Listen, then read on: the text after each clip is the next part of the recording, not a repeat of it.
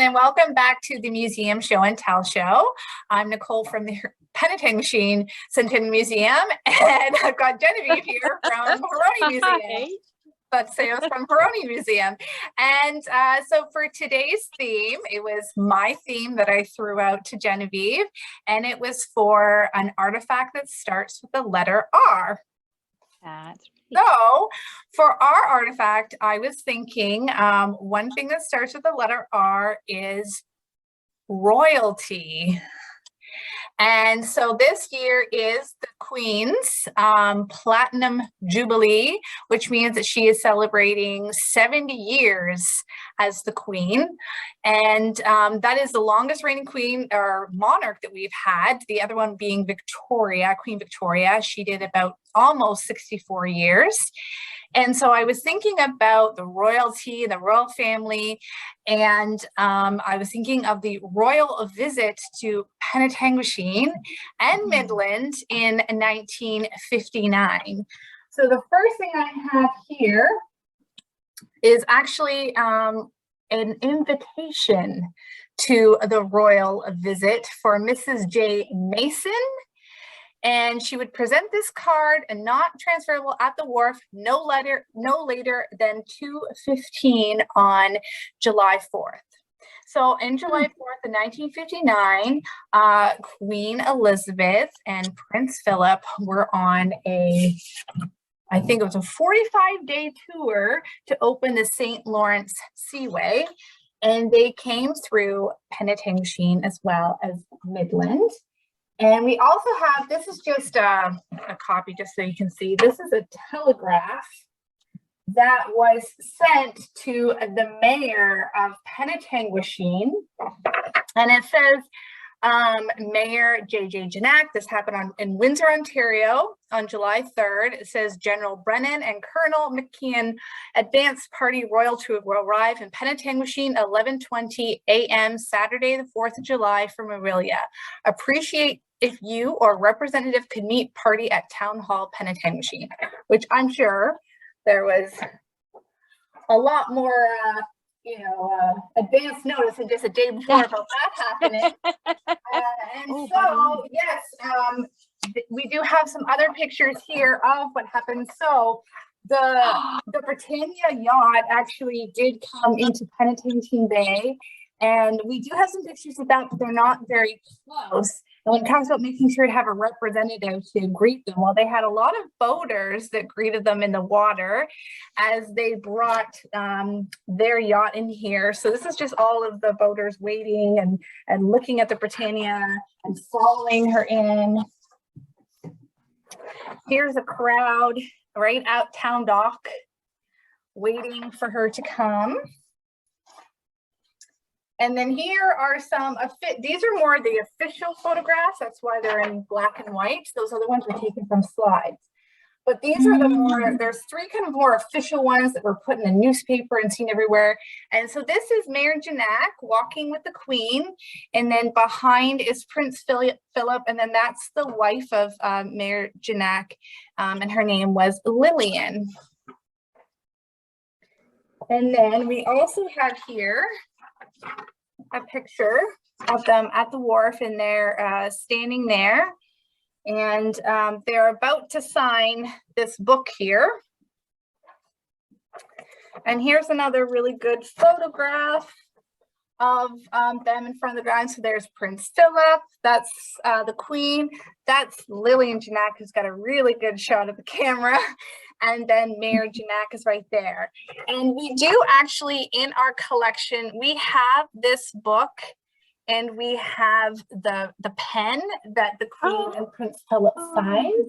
Just gonna bring it up because it is in a protective case.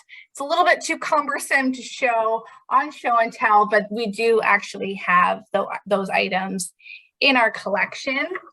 And then the last thing I have here is just kind of the route that they used when they were here on July 4th. So you can see the dock is up here, and then they came up the main street and they went around this big block here, which is where the town hall would have been.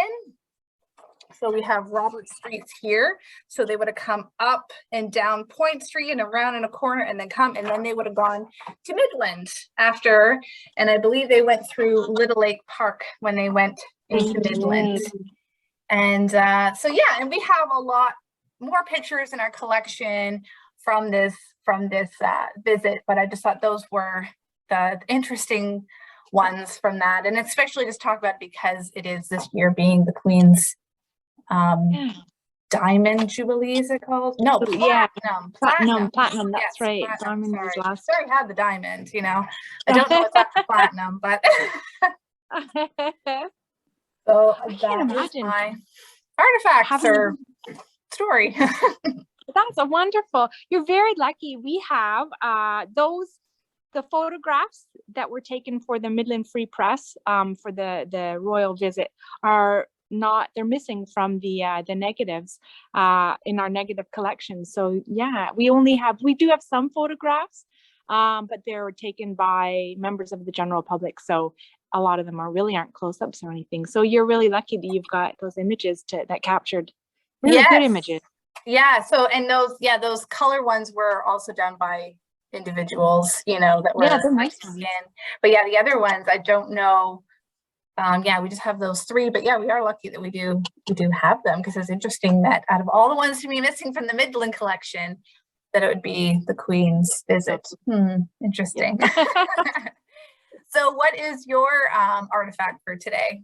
I have brought in 2 records, and these are records by local artist, Port McNicoll born artist John Arpin. That might be a name that's familiar to many of them. Unfortunately, we've only got the 2, though I did read that he had done about 60 recordings over his lifetime. He was born in 1936, and he did have a brother who was about 9 years older, Leo, and both boys were very it was discovered pretty early on that they were quite talented piano players, though it seemed that John was a little bit better than his brother. They did take classes.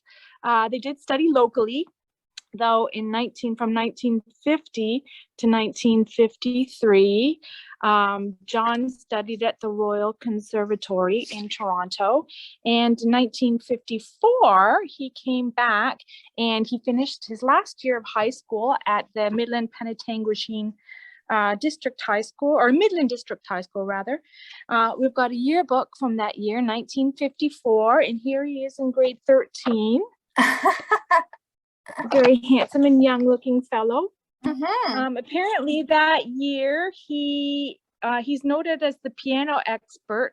He accompanies the school choral selection and concerts. He was a member of the Glee Club. That year he also played the piano at the convocation, and his future ambition was to go far in the piano world, which he certainly did. Although, unfortunately, it doesn't seem that he gained international recognition, like wide among the public. He seems to be really recognized and highly regarded by other musicians and other pianists. Here he is playing in probably about 1987 at a concert at the Highland Inn. And where was the other thing? Let me see. This was interesting for me growing up the period that I did, that in 1984, so it was a little after I watched the show, he did join the Polka Dot Door, and he composed music for the Polka Dot Door. So he was, I don't know how common this is among the pianists, but he not only, he mastered all sorts of diverse music styles. So he was a jazz pianist, he played Broadway, pop, classical music, although he was mainly known, I guess, among ragtime players, which is really, really, I love ragtime music, so it's really wonderful to hear that. He also composed the music for Morningside, if anyone listened to that, the CBC in the 1970s, Peter Zosky's show. and he played with orchestras throughout the world, and he was a solo entertainer. He got his start in bars and lounges in the 1960s, and unfortunately he did die rather early on in 2007 when he was 70 years old. So he certainly would have had a number of years. If he hadn't developed cancer, I guess he would have certainly had a number of years to do some more recordings for the rest of the world. And this one's really interesting because it's Gordon, he's playing Gordon Lightfoot music here. So there's another local young fella. So here we are, John Arpin. So if any of you have any memories of John Arpin, we'd really like to hear them. And we're really fortunate actually to have a book in our collection that was written by another local fella by the name of Robert Popple. And it's really, really well written and really interesting because he did interview John Arpin a number of times. So there's a lot of really personal and detailed information that you don't normally get in a biography. It's really sort of intimate and it's really interesting. Good read. So there we are. John Arpin. Very nice. Yeah, I'm pretty sure I've seen him in concert locally, and I think as he helped out with a fundraiser for the museum very early on. Like very early when I started working here, which would have been probably, I think, 2006.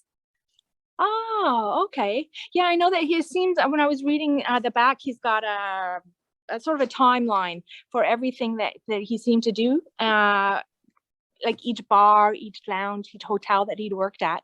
And I know that, it does record that he did take part in a number of fundraisers over the years. So he's a good community member, regardless of where he lived. Yeah. Very good. All right. So those are very different, artifacts. So what is our theme for next week? Well, I thought maybe we can head off in a different direction. Normally we do talk about history and we are history museums, but those aren't the only things that are in our collection. And I thought maybe we could talk about STEM subjects. So science, technology, engineering, and math. See what we have in our collection from those. All right. Oh, you're going to have to, I'm going to have to really put on my thinking cap for that one. All right. So we'll see everybody again next week for STEM artifacts. And so bye for now. Bye. Have a good week.